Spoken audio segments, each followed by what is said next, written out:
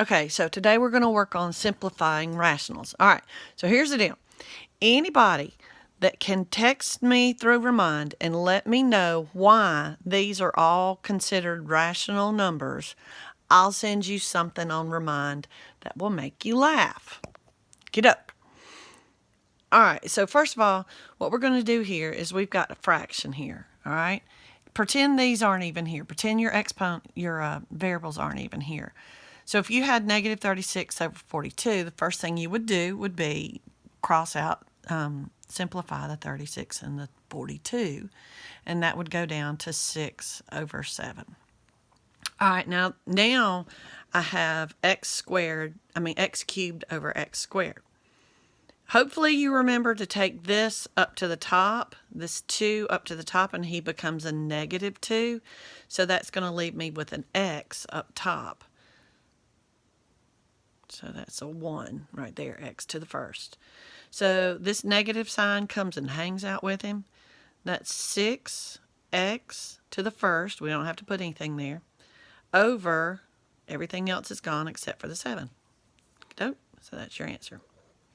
All right, same thing over here. First thing we're going to do is look at the numbers. Notice that there's only a monomial on top and a monomial on the bottom, because see down here we're going to get to a binomial and a trinomial. So this right here, we've got the numbers 16 over 16. If you just had that, nothing else, you would reduce that down to 1 over 1. Okay, now this time we've got the r squared over r cubed. So this time this guy's bigger, so we're going to bring him down here. It doesn't really matter too much unless they tell you which one to do, but I'm going to bring this guy down here basically and say -2. So everything up here has gone away, and so we have to have a 1. Over, then this is going to be r to the first power, so it's 1 over r. Another way you could have done it is you could have brought this 3 up to the top and said 2 minus 3, so it would have been r to the -1 power. Both of those are correct, depending on how they ask you for the answer. All right, now again, monomial, because there's no plus or minus in there. There's multiplication, but not plus or minus, monomial. This guy right here is a binomial. He's a monomial, he's a binomial.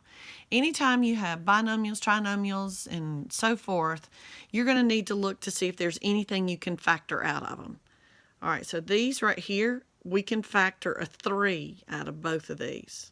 All right, so that's going to leave me with 3 parentheses. 15 divided by 3 is 5. The a gets left. Then minus, and we cannot forget that we're saying 3 divided by 3, so that's 1. Now, this is considered a monomial because it's all being multiplied. Inside this parentheses is a binomial, but right now it's all a monomial because it's all being multiplied. Okay, doke. And then over here, we got just 24 hanging out by himself. All right, now, again, we got a number here and a number here, so I'm just going to ignore all this and say 3 divided by 3 and 24 can reduce down to 1 and 8. Okay, so that's going to leave me with this guy on top. I'm sorry, I'm having to scrunch this in.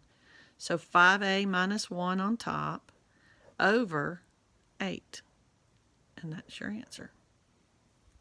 Okay. All right, coming over here, again, binomial. Can I factor anything out of it? Nope. This one is a trinomial. Can I factor anything out of it? Nope. So I'm going to just say, all right, that's as low as I can get. I'm happy camper there. X plus 6. That's fine and dandy. But this guy right here is a trinomial. I'm going to see if I can factor it out.